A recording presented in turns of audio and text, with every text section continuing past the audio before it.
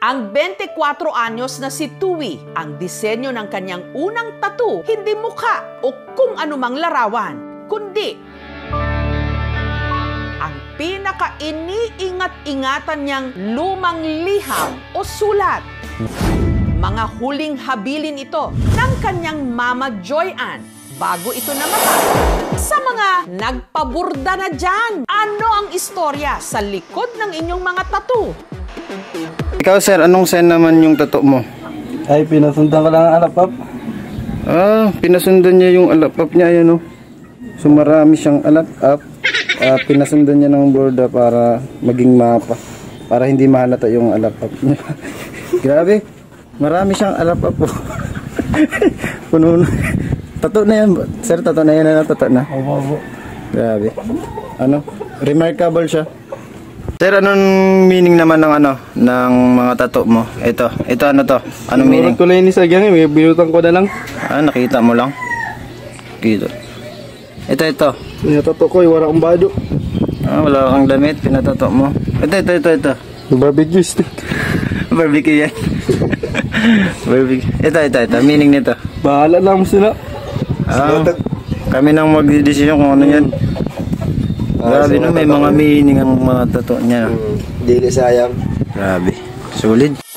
Ang 24 anyos na si Tui, ang disenyo ng kanyang unang tattoo, hindi mukha o kung anumang larawan, kundi ang pinaka-iniingat-ingatan niyang lumang liham o sulat.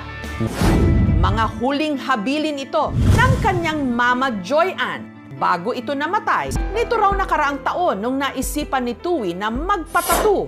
Dama na akong ginaisip ng mga design, nag-research na ako sa internet.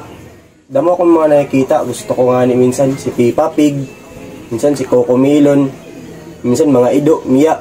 Dama na ako naisip, kaso lang kay dili ko feel, dili siya bagay sa pagkatao ko. Hanggang may nahalungkat daw siya sa kanyang drawer. Nakita ko yung old wallet ko, binuklat ko siya. Pagtingin ko, listahan pala ng utang.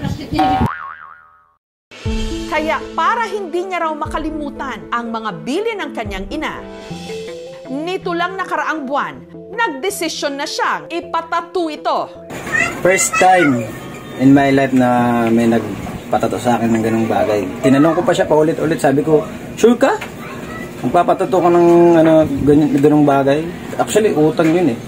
Kasi once na itinato ko sa kanya yun at mag-viral yun, pag hindi pa siya bayad, syempre madadamay tayo dyan. Artist lang tayo. Pero maganda, galing yun sa liham ng kanyang ina.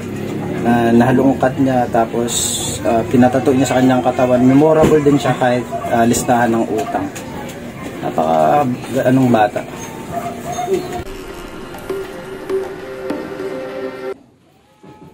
Medyo natagalan na siya kami, kanina pa kami ngayon pa lang siya nag-react.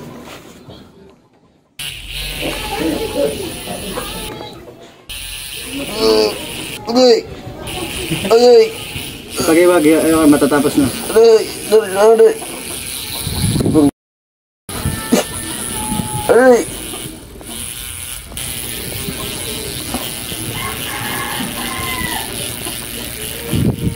Ay! Nahirapan ako sa shading. Kaya din medyo maano siya.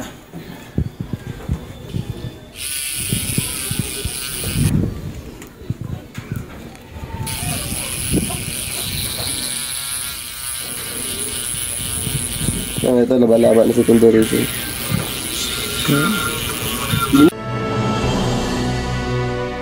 Ang pagmamahal ng isang ina,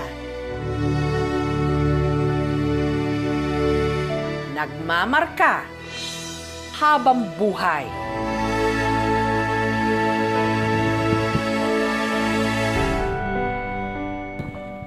Thank you so much mga kapuso. Kung nagustuhan niyo po ang videong ito, subscribe na!